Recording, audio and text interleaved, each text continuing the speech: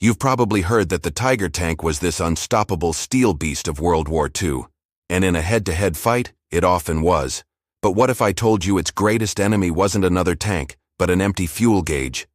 That's right. The mighty German war machine, the Wehrmacht, had a fatal flaw, an Achilles heel that would cripple its most advanced weapons and ultimately seal its fate, a desperate, chronic shortage of fuel. Let's rewind to the beginning. Before the war even started, Germany's leaders knew they had a massive problem. The country had almost no natural oil reserves.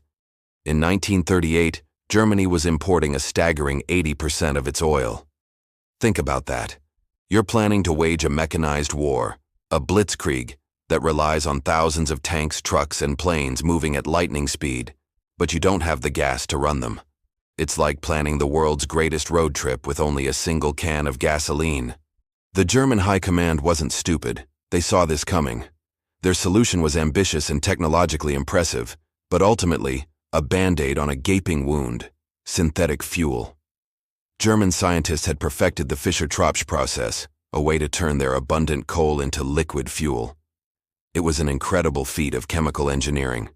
They built massive, sprawling industrial plants to synthesize oil from coal. But here's the catch. This process was incredibly expensive, slow, and resource-intensive. At its absolute peak, synthetic fuel production could only meet a fraction of the military's insatiable demand. It was never going to be enough to fuel a prolonged, multi-front war across an entire continent. The Wehrmacht was living on borrowed time, running on fumes from the very start. Now let's go to the sun-scorched deserts of North Africa. This is where the fuel crisis first became a strategic nightmare. You have the legendary Desert Fox, Erwin Rommel, leading his Africa Corps in a brilliant, fast-paced campaign against the British. His panzers were slicing through enemy lines, executing daring flanking maneuvers. On paper, it was the perfect demonstration of blitzkrieg, but behind the scenes it was a logistical catastrophe. Most of Rommel's supplies, including fuel, had to be shipped across the Mediterranean from Italy. This supply line was constantly under attack by British submarines and aircraft operating from the island of Malta. Convoys were sunk with alarming regularity. For every 10 tankers that left port, only a handful might make it to Africa. Rommel would frequently capture huge stockpiles of British fuel, and famously said that it was more valuable to him than capturing 1,000 prisoners. His advances weren't dictated by strategy or enemy positions. They were dictated by the readings on his fuel gauges. He would push forward until his tanks literally sputtered to a halt. Then he'd have to wait, exposed and vulnerable, for the next trickle of gasoline to arrive. The North African campaign wasn't just a battle of tanks, it was a battle of supply lines, and Germany was losing. If North Africa was a nightmare, the Eastern Front was an apocalypse of logistics. Operation Barbarossa, the invasion of the Soviet Union in 1941, was the largest land invasion in human history.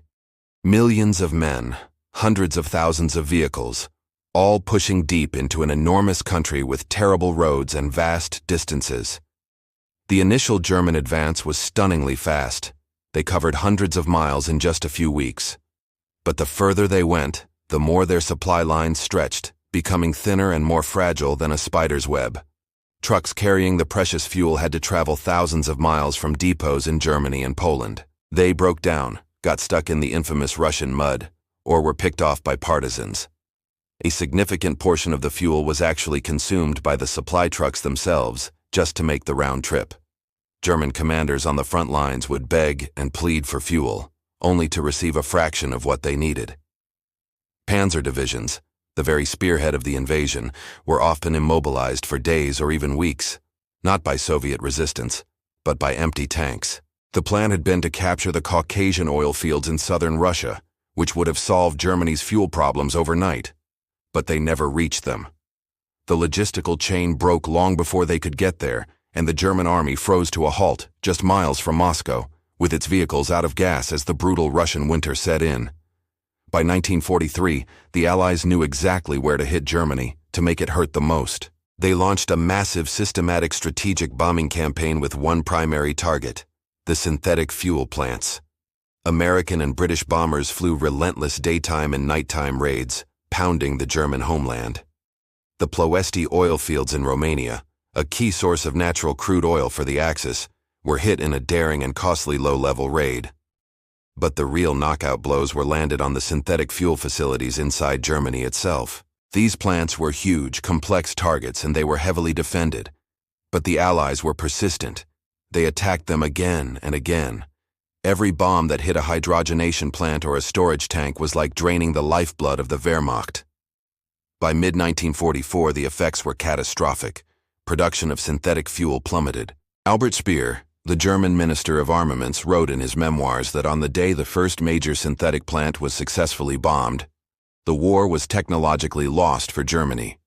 He knew that without fuel, there could be no defense. This brings us to the final desperate year of the war, from 1944 to 1945.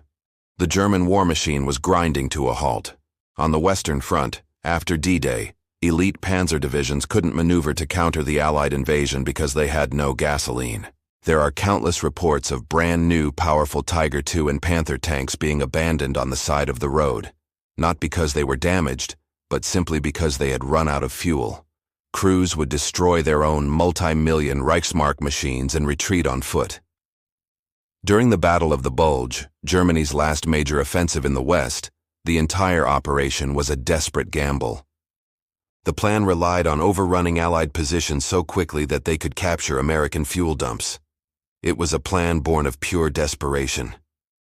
When the advance stalled and they failed to capture the fuel, the offensive collapsed. The most advanced armored force in the world was reduced to being towed by horses and oxen. The Luftwaffe was effectively grounded. There wasn't enough aviation fuel to train new pilots, let alone fly combat missions.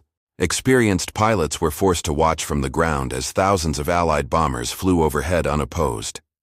The new wonder weapons, like the Messerschmitt 262 jet fighter, the fastest plane in the world, sat on airfields, unable to fly for lack of their special kerosene. In the end, Germany wasn't defeated by a single battle or a single weapon. It was defeated by a fundamental, unsolvable problem of logistics. The Wehrmacht's incredible tactical skill and technological prowess were ultimately rendered useless by the simple, inescapable reality of an empty tank. The Tiger was indeed a fearsome beast, but without the fuel to move, it was just a 70-ton steel statue, a monument to a war machine that had run out of gas. Thanks for watching, everyone. It's a fascinating and often overlooked aspect of the war.